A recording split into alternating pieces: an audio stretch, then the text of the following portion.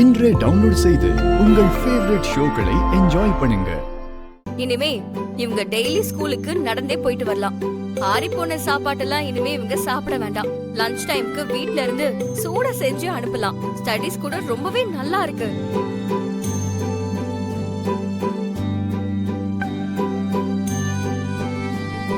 நீங்க வந்ததும் இதெல்லாம் உங்ககிட்ட நேரா பேசணும்னு நினைச்சேன். அதுக்குள்ள இவ்ளோ ப்ராப்ளம் ஆயிடுச்சு.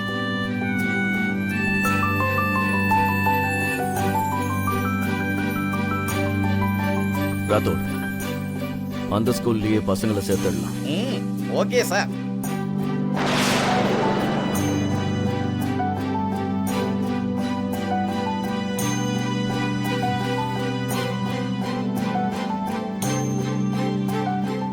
அப்பாடா,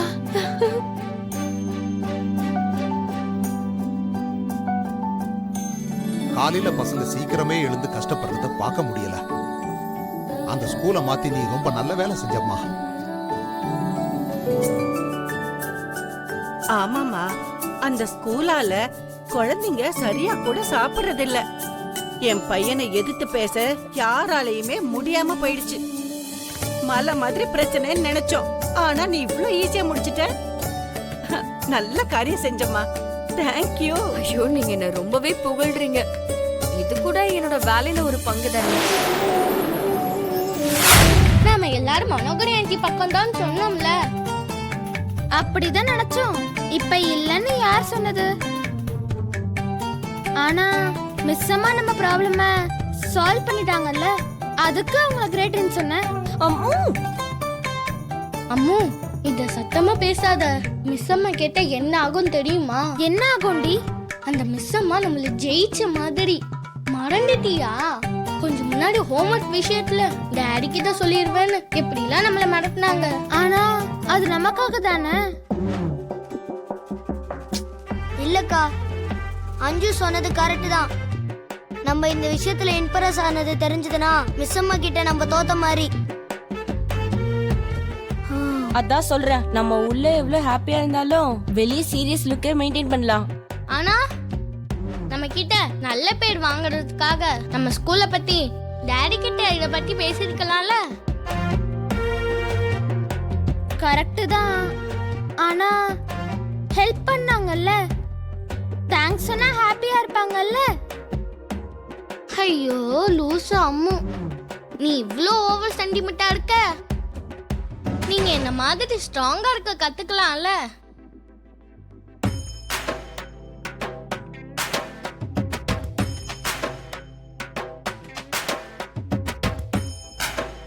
சாரி, இந்த 3 பேருன்ற பதிலா பை மிஸ்டேக்கா மாத்தி சொல்லிட்டேன்.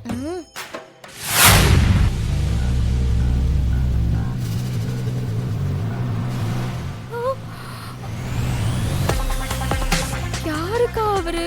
தலைய மட்டும் இப்படி உள்ள விட்டுட்டு திருட மாதிரி பாத்துட்டு இருக்காரு. சித்ர விசித்ர குப்தா.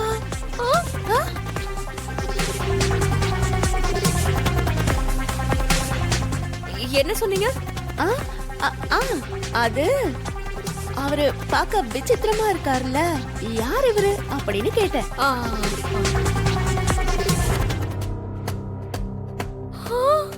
அக்கா அக்கா அக்கா, இங்க பாருங்க, இங்க பாருங்க. அக்கா, நம்ம அவனை பார்க்காத மாதிரியே பேசிக்கிட்டு இருக்கலாம். அப்பதான் திருடனா இல்லையான்னு தெரிஞ்சிரும்.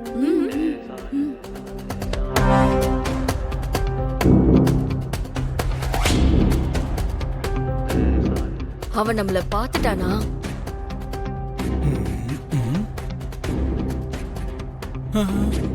ஐயோ, இப்ப இவர் என்கிட்ட வந்து பேசக்கூடாது. அட பாலகி, இங்கதான் இருக்கா? நாம போய் பேசுவோம்.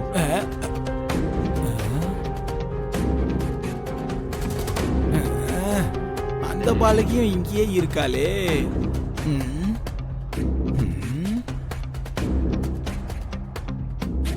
என்ன இந்த பாலகி நம்மள பார்த்தோம் பார்க்காத மாதிரி இருக்கா? அப்படின்னா நானு அந்த பாலகியை தவிர வேற யாருக்கும் தெரியலையா? பிரபு, என் பிரச்சனைய பார்த்து எனக்காக நீங்க பரிகாரம் கொடுத்திருக்கீங்க.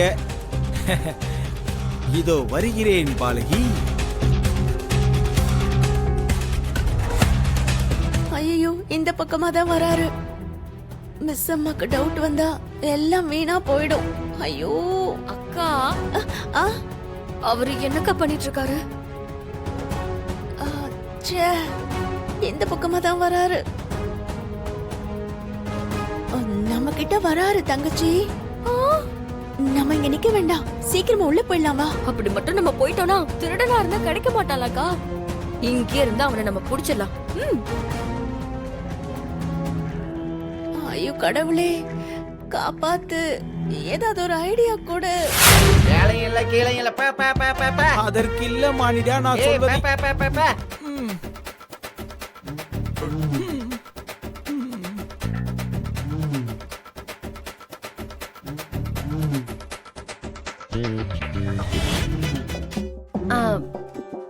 ஒரு நிமிஷம்.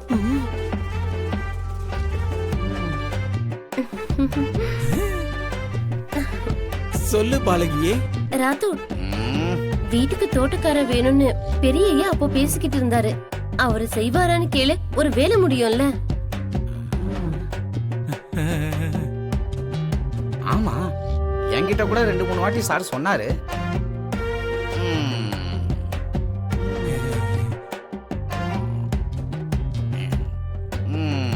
தோட்ட வேலைலாம் செய்விய? தலை எழுத்து. இந்த வேலை செஞ்சுதான் இந்த வீட்ல இருக்கணுமா? செய்வேன் மானிடா. தினமும் செடிகளுக்கு தண்ணீர் ஊற்ற வேண்டும். அதுகள் வாடி போனால் நீ வத்தலாயிடுவாய். சரி மானிடா. ஊதியம் எவ்வளவு வேண்டும்? நான் பசியார எனக்கு நல்ல உணவு கொடுத்தா போதும். நான் இங்கேயே இருந்துடுறேன். பணம் வேண்டாமா? அப்ப நீ கண்டிப்பா திருடன் தான். மறுபடியும் இதையே பேசுறிய மானிடா? நான் கல்வன் இல்ல, திருடன் தான்.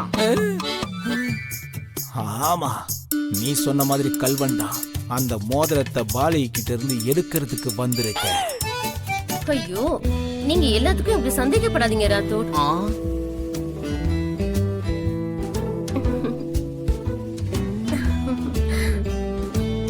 நீ நல்ல மனசு இருக்கிற பாலகியா தான் இருக்க. தேங்க்யூ.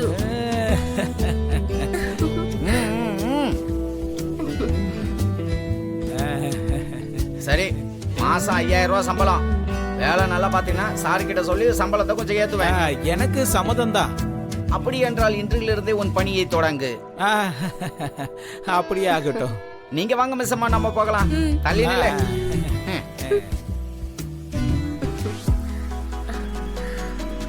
உங்களுக்கு ஏதாவது தேவைன்னா என்கிட்டே கேளுங்க.